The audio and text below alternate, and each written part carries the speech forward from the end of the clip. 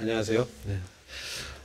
오늘은요, 그 요한계시록의 7교회의 마지막 교회죠. 라오디게아 교회에 대해서 나눈 시간이 되겠습니다. 성경 말씀을 이렇게 보시면요, 우리 주님께서 라오디게아 교회에 대해서 말씀을 그래도 다른 교회들에 비하여 많이 하시는 것을 보게 됩니다. 지난 시간에도 좀 말씀드렸지만 이렇게 말이 길어지면 그 교회에 문제가 많다는 거죠. 그래서 라오디게아 교회가 상당히 문제가 많은 교회였습니다. 1절은 아니죠. 14절이죠. 그래서 라오디게아인들의 교회의 사제에게 편지하라. 흥정역은요, 특별히 일반 개혁성경과 달리 개혁성경은 라오디게아 지역교회로 되어 있고요. 흥정역은 라오디게아인들의 교회라고 되어 있어요. 이게 달라요. 6교회는 지역교회 지역명을 썼어요. 근데 라오디게아 교회는 특별히 라오디게아인들의 교회라고 썼어요. 그래서 이것을 이제 주석을 보면 오역이다, 이렇게 흥정역이 오역을 했다, 그렇게 이제 보시는 분도 있고요. 이곳은 어떤 면에서는요, 이 사람들의 교회가 됐다고도 볼 수 있는 면이 있습니다.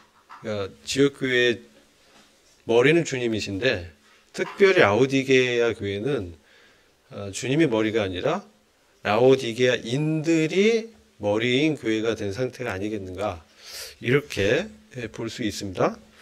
왜냐하면 20절 보면요, 주님이 지금 문 밖에서 두드리고 있다는 것을 보게 되십니다. 상황이 좀 영적으로 그들이 주님과의 관계에 있어서 뭔가 심각한 문제가 있다라는 것을 알 수 있죠. 우리가 이 7교회를 볼 때는요, 특별히 우리 주님에 대해서 어떻게 말씀하시는가가 굉장히 중요합니다. 여기에 포인트가 있습니다. 그래서 여기 우리 주님에 대해서 세 부분으로 말씀하시는데요. 첫 번째는 우리 주님은 아멘이시다. 두 번째는 충성되고 참된 증인이시다. 세 번째는 하나님의 창조를 시작하신 분이다.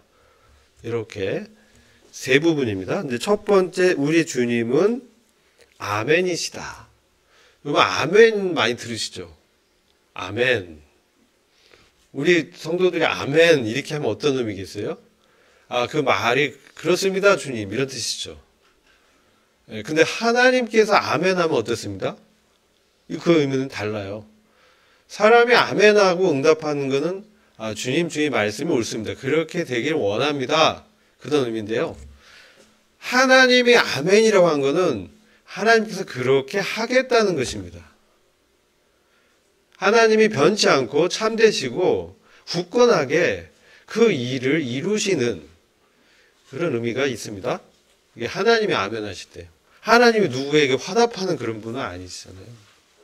내가 그 일을, 이 구속의 일을, 구원의 역사를, 하나님께 영광 돌리는 그 역사를 내가 하겠다. 근데 이제 우리 주님은요, 이제 사람의 측면에서 보면 또한 아버지에 대하여서 항상 예쓰셨어요. 노가 없으셨다. 그래서 그 일에 대해서 이 참되고 충성되고 참된 증인으로 말씀하신 부분이 있어요. 그래서 아멘이란 부분은 사실 주님의 신성의 측면이에요. 주님은 아멘이시다라는 것은 주님이 그렇게 하시는 분이시고, 주님의 그 신성한 어떤 영역을 말씀하는 반면, 참되고 충성된 증인이다, 충성되고 참된 증인이다, 이건 인성의 측면이에요. 우리 주님께서 참으로 충성되게 그분의 공생의 사역 동안 하나님의 말씀을 따라서 순종하셨다, 이런 의미예요. 그래서 그분은 참된 증인이시다. 이 증인은 어떤 의미입니까? 영어로 보면은 이제 자기가 본 사실을 그대로 전달하는 거죠. 증인은 사실 가장 중요한 인물입니다.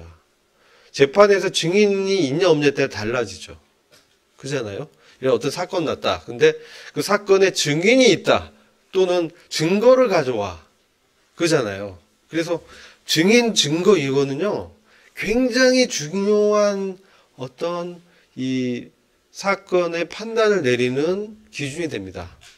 여기서 주님이 증인이다라는 것은 바로 우리 아버지 하나님이 어떤 분인지, 아버지 하나님의 사랑이 얼마나 놀라운지 그분의 십자가의 이 구속의 은혜를 우리에게 보여주는 그러한 증인으로 말씀하고, 또 다른 의미 뭡니까? 순교자의 의미가 있습니다. 증인에는 순교자다. 그래서 우리 주님이 십자가에서 순교하셨다. 십자가에서 생명을 들이셨다. 그래서 우리 주님은 어떤 분이에요? 우리가 참으로 믿을 수 있는 분이다 라는 것이죠. 그분의 말씀을 우리가 신뢰할 수 있는 분이다. 그분은 참되시고 그렇게 하시고 일을 이루시는 하나님이실 뿐만 아니라 스스로도 십자가에 자신을 바치신 순교자로서 끝까지 순종한, 죽음에까지 순종한 그런 분이다. 그래서 우리가 그분의 말씀은 참으로 신실하다. 우리가 그분께 우리의 마음과 몸을 의탁할 수 있는 그런 분이다 라는 것을 우리한테 말씀하죠. 그리고 또 어떻습니까? 하나님의 창조를 시작한 분이다. 여기서 이제 영어로는 비기닝이 됐어요. 시작. 창조를 시작했다. 근데 이거를요, 여호와 증인이나 몰몬 이런 사람들은요, 이것을 우리 주님의 위격이 하나님보다 못한, 아버지보다 못한 위격으로 마치 시작이 된 분으로 수동태로 해석해요. 그래서 여기서 이제 시작이 중요한 게 아니라 창조가 중요합니다. 우리 주님은 창조를 시작한 분이라는 거예요. 그래서 우리 요한복음 1장 보면 태초에 말씀이 계시니라, 이 말씀이 하나님과 함께 계셨으니 이 말씀은 곧 하나님이시니라, 그가 없이는 지어진 것이 아무도 없었다. 이 만물이 그분을 위해서 창조됐다라고 말씀하시잖아요. 바로 우리 주님이 창조를 시작한 분이라는 게 영적 의미와 물질적 의미가 있습니다. 물질적으로 어떤 의미가 있습니까? 정말 태초에 실질적으로 우주를 창조한 분이다. 영적 어떻습니까? 보라 새롭게 되었도다. 새 창조를 하신 분이다. 그래서 우리의 영혼을 거듭나게 하시고 우리에게 무궁한 생명을 주시는 그런 창조를 우리에게 시작한 분이라는 의미도 있습니다. 그럼 이 새 창조가 중생을 통해서 우리 영혼에 먼저 임했지만 앞으로 주님이 오시면 이 땅과 하늘을 주님이 완전히 새롭게 하실 것입니다.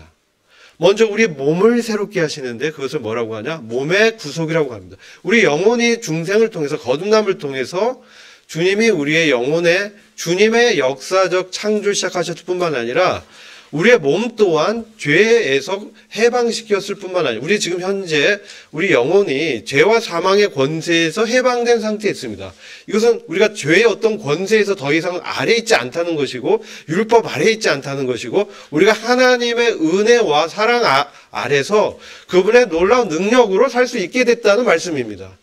그럴 뿐만 아니라 우리가 지금 피조물이 고통하면서 신음하는 게 왜 그렇습니까? 우리의 어떤 육신의 옛사람의 어떤 죄성이 아직 몸에 남겨져 있기 때문에 주님이 이 인생의 연단을 통해서 그 부분을 우리에게 보여주시면서 주님께 더 의지하게 하시고 주님께 더 나아가게 하는 그러한 역하죠. 그래서 그러한 것을 통해서 주님이 결과적으로 우리의 몸의 구속을 하실 것입니다. 이거는 주님이 재림하실 때, 재림이 임박한 이때, 주님 오실 때 우리 몸이 변화돼서 주님과 같은 부활의 영광스러운 몸을 입고 더 이상 병과 죄와 슬픔과 어려움이 없는 놀라운 영원한 부활의 몸을 입게 될 것이라는 사실입니다. 이게 주님의 창조에 시작된 역사가 어떻게 되는지를 신약 성경을 통해서 우리에게 증거하고 있습니다. 그런 다음에 어떤 일이 있습니까? 그런 다음 우리는 이 땅 가운데 주님의 왕국이 세워지는 것을 보게 될 것입니다. 지금 여러 전쟁과 기근과 여러 소문들이 많아서 막 혼란스럽습니다. 주님 언제 오실지 그 때와 시는 알 수 없지만 아무튼 분명한 거는 하루 자다 일어나면 하루가 더 가까워졌다는 사실이죠. 왜냐하면 이방인의 충만한 수가 정해졌기 때문에 그 수가 차면 주님이 오신다는 겁니다. 그때가 가까웠습니다. 그 징조와 여러 가지 정치와 경제와 여러 상황을 봤을 때 특별히 중동 지역의 사태는 정말 주님의 다시 오심이 가까웠다는 것을 우리한테 경고해주고 있습니다. 준비할 것을 말씀하시는 것이죠. 참으로 이렇게 위로가 되는 말씀일 수 있습니다. 아, 주님이 이제 오시는구나. 우리의 믿음의 경주가 이제 끝나게 되겠구나. 이제 정말 참된 안식 가운데 우리가 들어갈 수 있겠구나. 정말 고통이 없고 죄와 병이 없는 그 주님의 왕국이 이 땅에 세워질 것이구나. 눈에 보이는 정부로 세워집니다. 제가 이제 태국에 가서 말씀을 이렇게 증거할 때 복음이 이런 것이죠. 복음이 우리가 죽어서 하늘나라 간다라고 1세대의 선배들이 복음을 쉽게 전했습니다. 그때는 또 회개도 얘기하면서 많은 구도자들이 저희들도 그랬지만 정말 눈물을 흘리면서 주님의 은혜에 감격하면서 돌이킨 역사가 있었습니다. 근데 그때 하늘나라가 뭐냐면 죽어서 가는 하늘나라 정도까지 계시가. 왜냐하면 계시는 점진적으로 밝혀지거든요. 점진적 계시기 때문에 점점 말세가 될수록 주님의 오심이 가까울수록 성경 말씀의 계시가 더 열리도록 돼 있습니다. 근데 지금 뭐냐면 이 천국은 뭐냐면 제가 이제 새 창조 때 말씀드리는데요. 천국은 죽어서 가는 나라가 아닙니다. 우리는 복음을 다시 봐야 됩니다. 천국은 우리가 눈에 보이도록 이 땅에 임하는 하나님의 왕국입니다. 그래서 이 땅에서 어떻게 사는 성화의 삶이 매우 중요합니다. 그래서 교회 서신이 중요합니다. 왜냐하면 우리가 구원받고 죄사함받고 거듭난 것으로 끝났다면 바로 나라에 가면 되잖아요. 더 이상 우리가 남아있을 이유가 없잖아요. 그죠? 근데 왜 하나님께서 우리를 남겨두셨냐? 여기에 대한 퀘스천들을 많이 하게 됩니다. 그것은 하나님께서 우리를 하나님의 아들이요 그리스도의 공동상속자로 우리를 구원하셨기 때문입니다. 부르심이 있기 때문에 그렇죠. 우리는 진동치 않는 그런 왕국을 소유했습니다. 히브리서 12장 보면 이걸 소유했다 이렇게 말씀합니다. 그래서 우리가 이 은혜에 감사를 하면서 은혜에 힘입어서 하나님을 두렵고 떨리는 마음으로 섬깁시다. 그러니까 이것은 왕국을 얻기 위해서 섬기는 게 아니라 왕국이 동시적으로 주어졌기 때문에 그 은혜에 감격해서 그 소망 때문에 섬기는 것입니다. 동기가 다른 거예요. 그래서 굉장히 복음이 이 부분에 있어서 우리가 순수성을 다시 회복해야 됩니다. 그래서 이 새 창조라는 부분까지 저희들이 봐야 되는 것이죠. 하나님의 왕국, 하나님의 나라와 의를 전파했다 그랬거든요. 이것이 왜 가능합니까?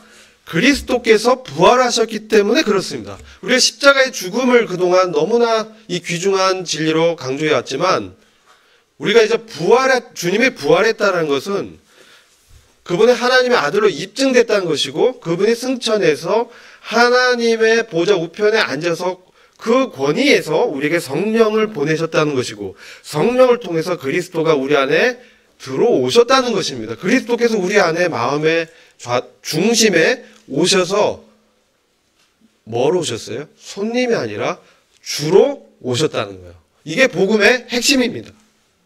이것을 놓치면 안 됩니다. 부활하신 그리스도께서 다시 살아나셔서 우리에게 왕과 주로 오셨다. 그분이 우리 안에서 말씀하신다. 오늘 말씀하실 때 그분의 음성을 따라라. 그게 회개하라. 천국이 가까웠다는 것입니다. 주님의 통치가 가까웠다. 이게 사도들이 전했던 복음입니다. 그래서 지금 라오디가 교회는 어떤 상태냐? 여기서 더 진도가 나갔습니다. 라오디게아 교회는요.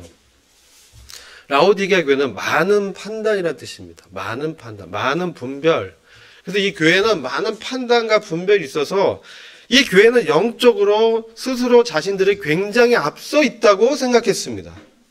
여러분 이제 7개를 보실 때 경륜적으로 볼 필요가 있습니다. 물론 그 시대에 공존하는 7개이지만 동시에 하나님께서 왜 이 라오디게아 교회를 통해서 교훈하시는가? 뭔가 라오디게아 교회가 말세의 배도교의 특징을 갖고 있었기 때문에 특별히 선택하셔서 우리에게 그 교회의 모습을 통해서 오늘날 말세를 살아가는 저희들에게 하나님의 메시지를 전달하고 있다는 것입니다. 이게 중요합니다. 그래서 하나님 창조를 시작해서 우리한테 그 역사를 하는데요. 이건 우리 주님의 주권을 우리가 인정하면서 그분의 성령의 음성을 말씀하실 때 순종하고 나아가야 되는데 지금 그게 막혔다는 거예요. 이 라오디게아 교회는 그 부분이 이제 막혀 있습니다.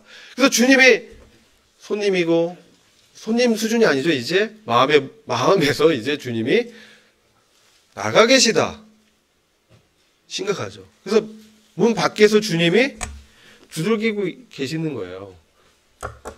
문 좀 열어주세요. 이것은 참으로 말이 안 되는 환경입니다. 그래서 어떤 분 주석가들은 이 라오디게아 교회는 구원받지 않은 교회라고까지 주석했습니다. 근데 여기 보면 저는 이 말씀 보면서 너무나 감동이 됐습니다. 이 말씀은 여러 번 봤는데요. 이번에 이 말씀을 보면서 제 마음을 감동했던 말씀은요. 19절입니다. 이와 같이 지금 이 세상의 세속화와 어떤 물질적 부에 취해서 자신이 과거의 영적인 어떤 은혜를 통해서 얻은 그것에서 그 첫사랑을 잃어버리고 지금 그것이 교회가 이제 세속화되고 세상에 어떤 거짓된 가르침도 들어오고 이렇게 하다 결국은 지금 어떤 상태냐? 주님을 몰아낸 상태에 있었는데 그러면 당연히 심판하고 주님이 그들을 징계하고 해야 되잖아요. 이 못된 것들, 이 배운 망덕한 놈들 이렇게 해야 되는데 주님은 그렇게 말씀하지 않습니다. 분명히 잘못은 지적하지만 책망하시지만 권면하시면서 19절 같이 말씀합니다. 사랑하는 자라고 말씀하고 있습니다. 여기서 우리 그분의 사랑에 정말 엎드리지 않을 수가 없습니다. 우리가 매번 이 세상의 것에 마음을 뺏기고 주님부터 멀리 가 있고 심지어 범죄하고 넘어져 있을지라도 주님 말씀하신다. 내가 너를 사랑하는 자다. 사랑하기 때문에 책망한다는 것이죠. 사랑의 반대말은 뭡니까? 미움, 증오 그게 아닙니다. 무관심입니다. 관심이 이제 없는 것입니다. 근데 주님은 우리에 대한 관심을 끝까지 포기하지 않고 계속 말씀하는 거예요. 왜요? 회복되길 원하기 때문에.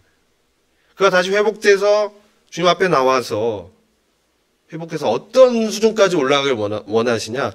내가 나의 보좌에 함께 앉혀주겠다. 지금 그런 거예요.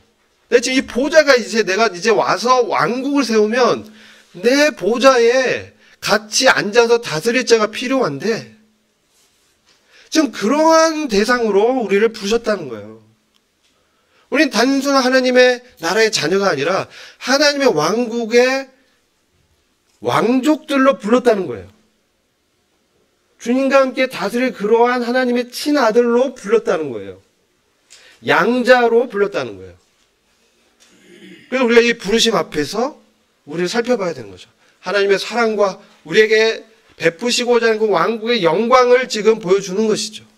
내가 너와 함께 다스리고 싶다. 문을 좀 열어라. 마음의 문을 열어라. 지금 이 말씀을 라오디게아 교회에 하고 있는 거예요. 지금 라오디게아 교회는 어떤 교회냐면 굉장히 전략적 노충지면서 그러면서 사회적으로 무역이나 문화가 굉장히 번성했던 그래서 세 가지의 특산물이 있었어요. 이 라오디게아 지역은 금으로 거래를 했어. 금으로. 그래서 이 거래 오늘날 말하면은 은행입니다. 은행 산업이 발전한 지역이에요. 그래서 이제 금이 있었다. 두 번째는 뭐냐면 특산물로 옷이 유명해서 패션의 감각이 있었던 도시였어요. 패션의 도시였어요. 그래서 이 양털인데 블랙 울이라고 합니다. 까만 양털 옷이 아주 유명한 특산품이었어요. 여기도 이제 진주하면 이제 백색 진주인데 블랙 펄이라고 흑진주 있잖아요. 더 귀하다고 쳐주거든요. 그런 양털 옷이 아주 유명한 패션의 도시였어요. 이방 문물이 막 집중되고 이목이 집중되고 정말 멋있다. 영적으로 참 이렇게 처음에 그리스도를 이렇게 영접하고 했는데 이제는 물질적으로 너무 이렇게 풍요한 그런 상태에 있는 거예요.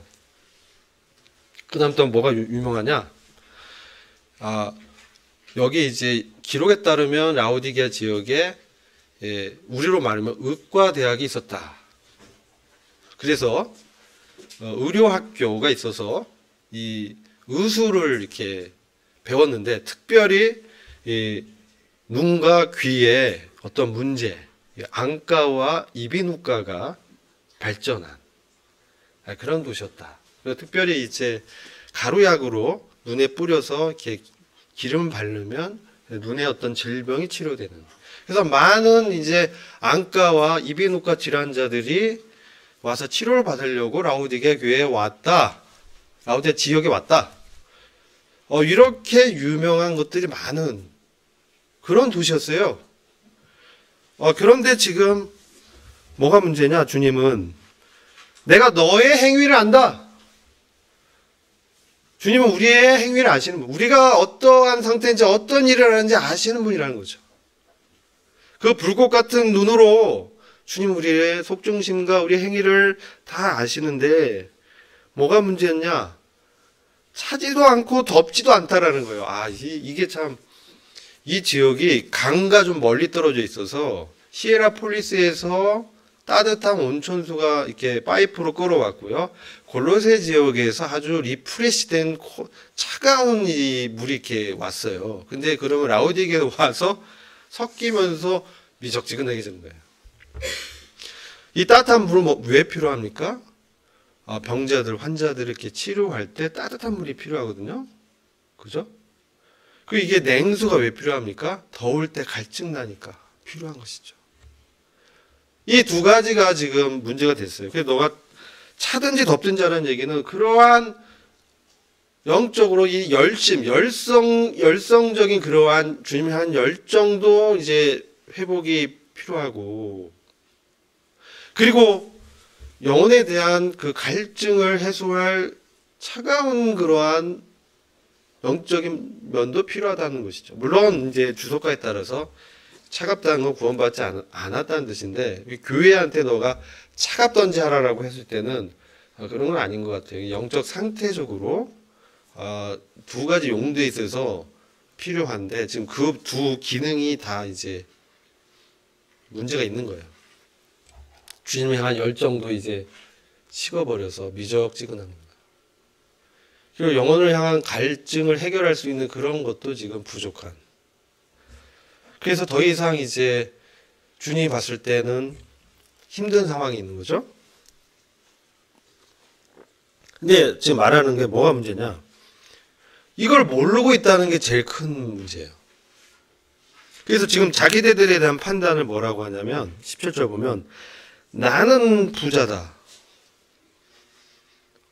이 얼마나 담대한 말이에요. 나는 부자다. 요즘 부자는 얼마를 가져야 부자라고 얘기하는지 잘 모르겠어요. 제가 이제 그런 쪽에 좀 일하다 보니까 부자의 개념이 사람마다 다르더라고요.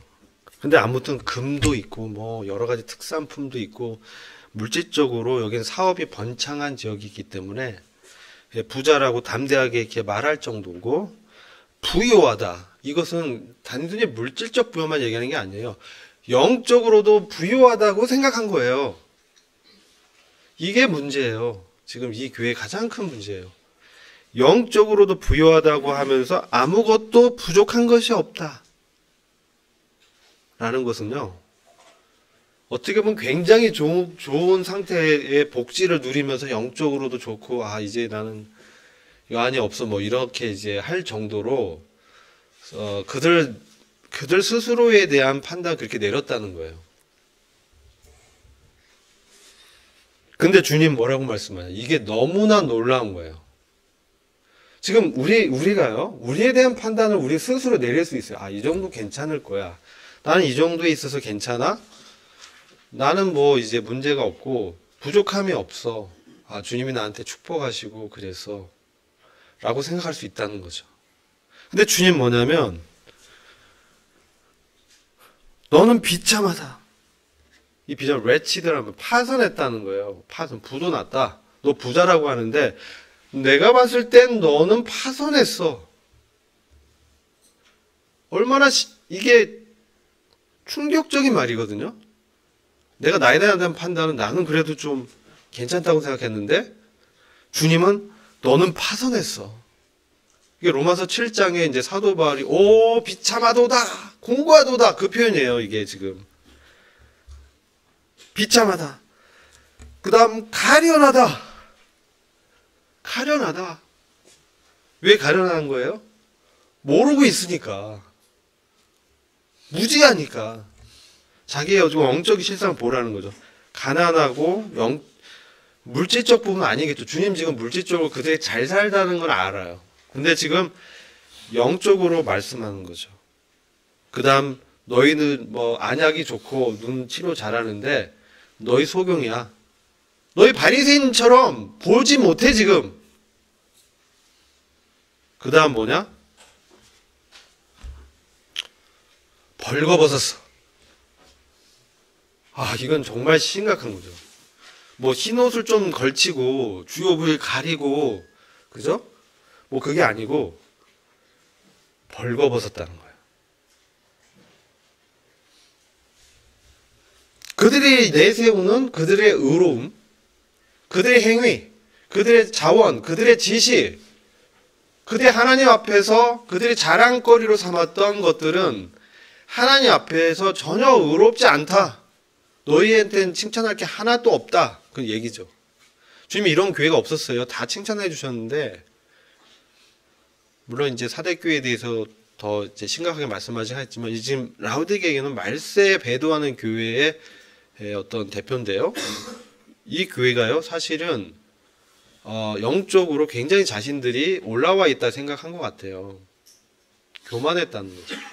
그게 이게 문제예요. 그래서 이 부분을 지금 뭡니까? 해결해야 돼요. 해결해야 돼요. 이 해결을 어떻게 하냐? 주님은 저희들한테 해결책을 말씀해 주세요. 주님은 책망만 하는 분이 아니라 어떻게 해결해라 이렇게 말씀해 주시는데 내가 너에게 권고하노니 나로부터 불로 단련된 금을 사서 진정한 부자가 되라. 부유하게 되라. 그들의 은행업으로 이렇게 유명했다 했잖아요. 근데 사실 이 금은 하나님의 신성한 영역이거든요. 그리고 믿음을 표현할 때도 너 믿음이 정금같이 돼서 단련돼서 될 것을 욥기서 보면 이렇게 표현하잖아요. 그래서 불로 단련된 정금 같은 것을 주님으로부터 사라는 거예요. 내게서 살아. 딴 데 갈 거 없고 지금 주님이 이제 자신에게 와서 그것을 이제 사라고 말씀하는 거죠. 왜 주님께 나가야 되는 것이죠. 불은 뭡니까? 불. 때로는 뭐 두려운 불도 있겠죠. 심판의 불도 있겠죠. 근데 이제 금을 단련하는 불은 뭐겠습니까? 믿음의 시련이겠죠. 믿음의 시련을 통해서 우리에게 인격을, 주님을 닮아갈 수 있는 인격을, 주님의 신에 속한 성품을 우리로부터 나오는 것이 아니고 주님으로부터 그것을 사라고 말씀하는 거예요. 그래서 우리가 주님과 교제를 통해서 주님 우리에게는 그러한 도덕적 성품이 사실 너무 빈약하고 약하고 인간적 제한이 있고 그렇습니다. 근데 주님이 우리 안에서 역사한다면, 주님께서 우리와 함께 하신다면은 다른 문제가 되는 것이죠. 주님의 사랑이 흘러나오는 거죠. 주님의 생수가, 주님 주님이 갖고 있는 그런 영원한 생명의 물이 우리한테 공급돼서 우리로부터 차서 넘쳐서 흐르는 그런 역사가 나타난다는 거죠. 이것을 주님 말씀하는 거예요. 근데 이것은 주님과 먹고 마시며 문을 열고 주님을 손님이 아닌 왕이요 주권자요 나의 주로 정말 모셔야 돼요. 그랬을 때 이게 주의 역사가 나타나고, 그랬을 때 주님의 이제 성품이 이제 흘러나온다는 거예요. 성령의 열매가 이렇게 나타나는 것이죠. 친절하려고 얼굴을 이렇게 친절하게 표정을 막, 속은 안 친절한데 겉으로는 웃음을 웃으려고 하는데 잘 안 되죠. 근데 주님의 사랑과 주님의 그 우리를 향한 베푸신 그 친절하심과 긍휼의 풍성하심과 우리를 기다려 주시고, 그죠? 그런 주님의 그 사랑에 우리가 정말 감동이 된다면 우리는 우리를 어렵게 하는 사람들에 대한 기도를 하게 되는 것이죠. 그랬을 때 우리 안에 주님의 사랑이 일어나는 것이죠. 역사가 돼서 주님의 말씀의 능력이 우리한테 역사하는 것이죠. 그게 이제 불로 단련된 금을 이제 사서 영적으로 정말 부유하게 되기를 주님 원하시는 거예요. 우리는 주님은 다 갖고 계시기 때문에 우리가 주님께 나가서 구하고 기도하고 겸손히 나갔을 때 주님은 분명하게 주신다는 거예요. 저는 사실 이것을 정말 그렇다라고 말씀드릴 수 있어요. 제가 이번에 태국 갔을 때 거기 데이빗 형제님이 92년부터 풀타임 사역하셨대요. 그러니까 지금 32년째라고 하시더라고요. 92년부터. 그때 이제 김순호 형제님 가셔서 구원받고 청년 때 자기 인생을 주님께 다 드리기로 결정했다 하더라고요. 그리고 30년 동안 주님이 한 번도 자신을 실망시키지 않으시고 돌봐주셨다. 그게 그분의 간증이었어요. 그 자녀들이 얼마나 궁핍했겠어요. 제가 월급도 이렇게 교회에서 얼마를 받는지 누구한테 들었는데, 진짜 태국은 굉장히 박하더라고요. 근데 자식들이 다 대학 나오고, 장학금 받고, 굉장히 사회적으로도 엘리트가 됐어요. 물론 이것이 주님의 은혜 다는 아닌데, 그 형제님의 간증이었어요. 자기는 가족을 돌보지 못했는데, 하나님이 돌보셨다. 그래서 그게 나의 간증이다. 하나님 한 번도 자신을 실망시키지 않으셨다. 그런 말씀을 하셨을 때 감동이 됐습니다. 그 다음에 이제 흰 옷을 사서 입어라. 그래서 너의 벌거벗은 수치를 가려라. 우리가 갖고 있는 의의가 막 굉장히 화려하다고 생각합니다. 저도 소시에 제가 굉장히 덕스럽고 괜찮은 인간으로 생각했습니다. 근데 주님이 드러내는 거는 너는 정말 지옥 갈 죄인이야. 더도 말고 뺄 거 없어. 지옥행이야. 그것을 보게 되죠. 우리의 의는 누더기와 같습니다. 근데 지금 아까 말한 검은 양털옷이 유행했는데, 여기는 이제 흰 옷을 사라. 흰 옷은 뭡니까? 두 가지인데요. 믿음으로 인한 그리스도로부터 얻는 의임과 동시에 주님과 동행하면서 나타나는 성도의 옳은 행실입니다. 두 가지가 다 있습니다. 그래서 우리가 흰옷 살 때 이것이 근데요, 우리가 스스로 만들어서 할 수는 없어요. 이 흰옷은 주님으로부터 사야 되는 거예요. 주님이 주시는 겁니다. 계속 보면 거래를 말씀합니다. 거래를. 이거는 단회적인 게 아니라 지속적으로 주님과 관계 속에서 주님을 우리가 바라볼 때, 주님을 우리 안에서 그분의 주권을 인정할 때 이런 것들이 우리한테 계속 이제 보상으로 주님 주신다는 거죠. 주님의 의의가 우리를 덮을 때만 우리가 우리의 벌거벗은 수치를 가릴 수 있다는 거죠. 그리고 안약을 내 눈에 발라보게 하라. 이게 저는 이제 우리가 스스로 볼 때는 이 정도 괜찮아. 우리가 복음 전도할 때도 이제 어떤 구도자는 괜찮은 죄인으로 생각하는 사람도 있어요. 이 정도는 나는 그래도 적당히 괜찮아. 확 치우쳐서 완전 죄인도 아니고 또 완전히 거룩하지 하지만 이 정도는 괜찮아. 뭐 이렇게 생각을 하기 쉽습니다. 근데 주님은 그렇지 않다는 거죠. 근데 이게 주님의 은혜입니다. 주님은 철저히 파헤치는 거예요. 왜냐하면 더 좋은 왕국을 주시려고, 더 좋은 영생을 주시려고. 우리가 그냥 영원히 그냥 사는 게 그거 의미 없잖아요. 수명이 그냥 만년 산다 이게 아니라 거기서 무슨 뭐 식물인간으로 만년 살 수도 있잖아. 그런 것이 아니고 정말 살아서 역동적으로 주님과 함께 다스리는 거죠. 주님과 함께 활동하는 겁니다.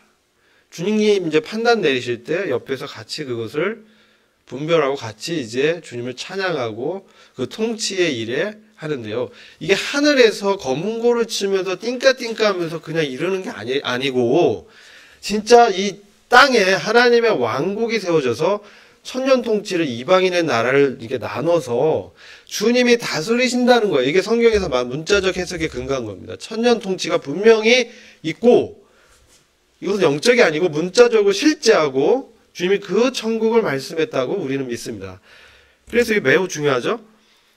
그래서 우리의 실상을 먼저 봐야 치료가 되잖아요. 내가 병이 없다고 생각하면 안 돼. 나한테 어떤 뭐가 있고, 그렇죠? 근데 주님이 계속 말씀을 통해 깨끗게 하십니다. 정결케 하시고, 그래서 우리를 이제 주님의 그 원하시는 믿음의 장성한 어떤 분량으로 우리를 어떻게 해요? 세워주십니다. 자라게 하십니다. 그래서 하여튼 우리는 우리의 영적 실상을 주님과 나의 관계에서 정말 냉정하게 보셔야 됩니다. 저도 이제 그러려고 애씁니다. 이게 참, 그러면 이제 내로남불 맞습니까? 내로불남입니까? 내가 하면 로망스인데 남이 하면 불륜이야, 뭐, 그쵸? 남에 대한 판단은 형제의 눈 안에 티는 잘 잡는데 내 눈에 들보는 무지할 수가 있어요. 그래서 이게 이제 자기한테 우리가 사실 이제 굉장히 관대합니다. 근데 사실 이제 주님은 말씀으로 분명하게 지금 적나라하게 얘기하시는 거예요. 대충이 없으시죠. 이거 진짜 적나라하게 말씀한 거. 완전히 빨가벗겨 버린 거죠. 근데 왜 그렇게 했냐? 아까 말씀드렸죠. 모두에. 내가 너를 사랑하기 때문에 말씀한다는 거예요. 왜? 사랑하는 자에게 좋은 것을 예비했는데 이것을 못 누리면 안 되잖아요. 그래서 지금 책망하고 징계하는 거예요. 왜? 좀 더 열심을 내. 그리고 돌이켜. 그것이 필요해. 열심을 내고 회개하라. 이게 잘 안 되잖아요. 그래서 주님이 문 밖에서 계속 두는 거야. 내가 할 수 있게 도와줄게. 두는 거야. 노킹하는 거야. 마음에 부담이 올 때 순종해야 됩니다. 주님 부담 주실 때 순종해야 돼요. 이걸 자꾸 하다 보면 이렇게 굳어지더라고요. 그러면 내가 그에게 들어가서 그와 함께 먹으며 그도 나와 함께 먹어요. 굉장히 친밀한 교제입니다. 왕이 이런 교제한 건 있을 수가 없습니다. 여러분 다윗 왕이 모비보셋 두 발 절뚝이던 그 사울 왕의 아들 모비보셋 같은 저희를 주님의 왕의 상에 초대해서 음식을 주는 거예요. 음식을 같이 나눈다는 진짜 나의 가족이야. 이런 뜻이죠. 넌 나랑 너무 친해. 난 널 신뢰해. 그죠? 그냥 딴 데 가서 왕이 함부로 밥 안 먹어요. 독약 넣으면 그냥 그잖아요. 그래서 왕이 먹는 음식은 특별히 관리하는데 우리 주님 왕이신데 그걸 같이 먹자는 거예요. 그러면서 우리 삶 속에서 주님의 귀한 것들을 나눠준다는 거죠. 물 한 잔 마시겠습니다. 그래서 주님께서 우리에게 그런 마음이 있다는 거죠. 다 주고 싶다. 정말 다 주고 싶고 나와 함께 정말 만년을 이렇게 누리면서 같이 다스린 자로 이렇게 주의 영광에 위해서 부르셨다는 거예요. 아까 말씀드린 12장에 진동치 않은 왕국을 주셨다. 원어적 완료형도 있고요. 이렇게 진행형도 있어요. 근데 이거는 미래적인 게 아니에요. 분명히. 미래에 준다는 게 아니라 지금 이미 주셨다고 해석해야 되거든요. 그럼 그분의 왕국을 지금 이미 주셨는데 우리가 그 은혜를 힘입어서 섬기는 거라는 거예요. 왕국 얻으려고 섬기는 거 아니죠. 이미 주셨기 때문에 감사해서 감사함을 표현하면서 섬긴다라고 말씀하고 있어요. 근데 하나님은 우리가 경외해야 된다는 거예요. 그분 그렇게 정말 우리가 이렇게 쉽게 정말 지니처럼 필요할 때만 부르는 그런 분은 아니다. 우리가 어렸을 땐 그렇게 아버지를 인식하지만 우리의 믿음의 연수가 커갈수록 우리 아버지의 위엄, 그분의 의로움, 그분의 권세, 그분의 나라, 그분의 놀라운 사랑, 이런 부분들의 그 길이와 넓이와 높이와 그 충만함이 얼마나 크겠어요. 우리는 사실 진짜 일부만 알고 있습니다. 근데 주님은 정말 이걸 다 주길 원하시는 거예요. 그래서 저와 여러분이 다 이기는 자가 되길 원하는 거예요. 이기는 자에겐 내가 내 보좌에 나와 함께 앉을 자격을 주겠다. 내가 이겨서 아버지와 함께 그 보좌에 앉은 것과 같으래. 이기는 자라는 건 믿음을 지킨 자는 뜻이에요. 믿음을 지킨 자. 주님 안에 있는 그 믿음을 지킬 때, 말씀을 지킬 때, 그 주님의 말씀을 귀히 들을 때, 내가 정말 순종하고자 하는 마음으로 들을 때, 그런 태도로, 그런 겸손한 마음으로 주님 앞에 엎드릴 때, 주님이 이기는 그런 삶을 실제로 살게 하시겠다는 거죠. 그런 자들이 저와 여러분이 되길 원하는 것입니다. 이제 문제인데요. 5분 동안 문제를 참 같이 보시고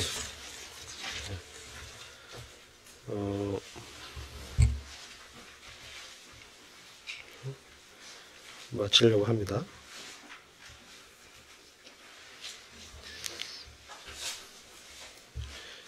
이게 이제 띄워주셨는데요.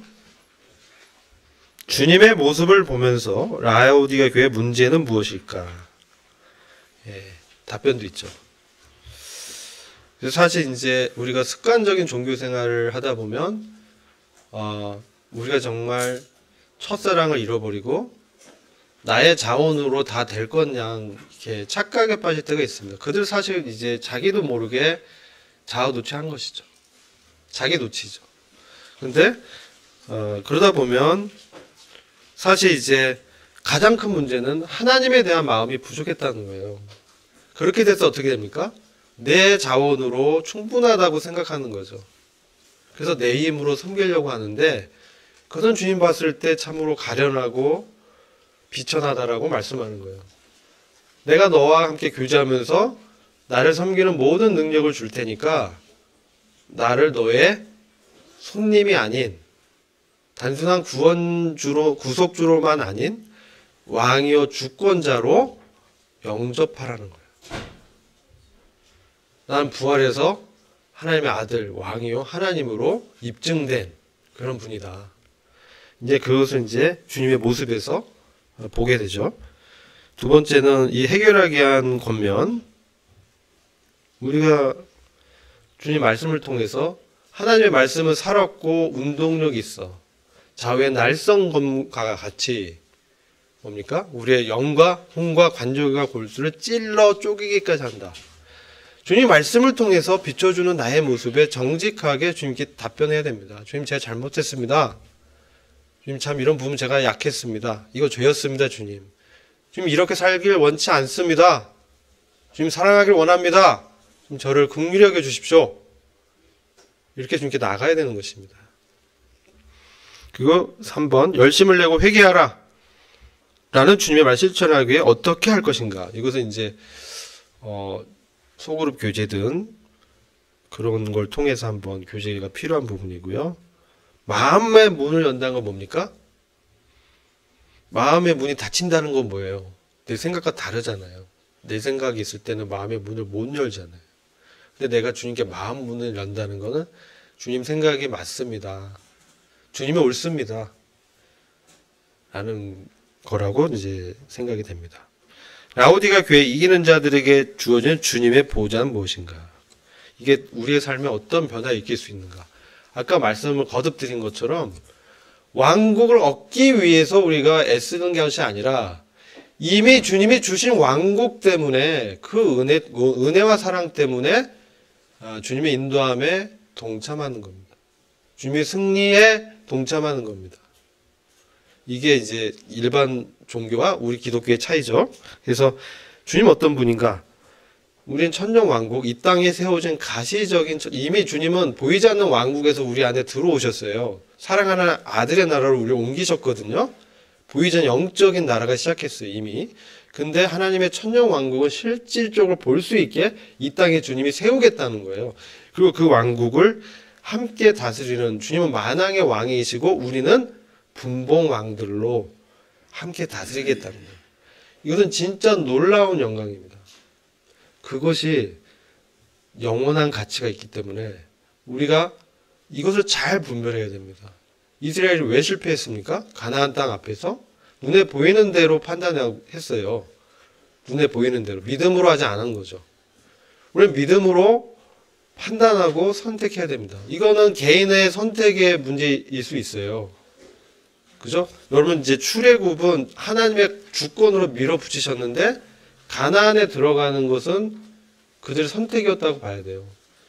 하나님 주셨는데 그들이 두려워해 있고 믿음으로 못 들어갔어요. 그래서 안 들어가기로 했을 때 주님이 주시지 않은 거예요. 그래서 우리 대학로교회 사랑하는 성도 형제 자매님들, 이제 우리 이제 라오디게아 교회 마치면 7교회가 다 마쳐요. 각 교회마다 주님이 말씀하시는 바가 있습니다. 그래서 우리가 그런 부분들을 이제 다 우리가 잘, 우리 여기 동영상도 있으니까 여러 번 보시면서 그런 부분들을 개인적으로 한번 적용해 보시고, 저와 여러분들이 정말 주님과 함께 다스리는 이 영광스러운 통치에 부활한 몸을 입고 함께 다스리면서 그것을 누리는 거예요. 근데 우리가 먼저 영광을 누릴 수는 없지만 맛은 볼 수 있어요. 그게 어디서 보냐? 교회 안에서 맛을 볼 수 있어요. 형제 자매들의 사랑 속에서 조금 느낄 수 있어요. 주님의 그 친절함.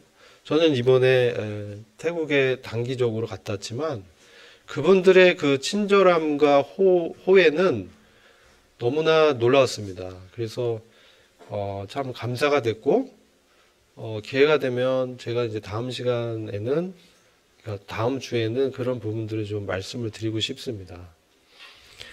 다음 주부터는 로마서를 1장부터 쭉 나갈 계획입니다. 그래서 다음 주는 이호조 형제님께서 준비해 주시고요. 그리고 로마서는 좀 공부를 좀 하셔야 됩니다. 그래서 미리 좀 보시고 오시면 좋겠습니다. 기도하고 오전 성경학교 마치겠습니다. 아버지 하나님 감사합니다. 주님의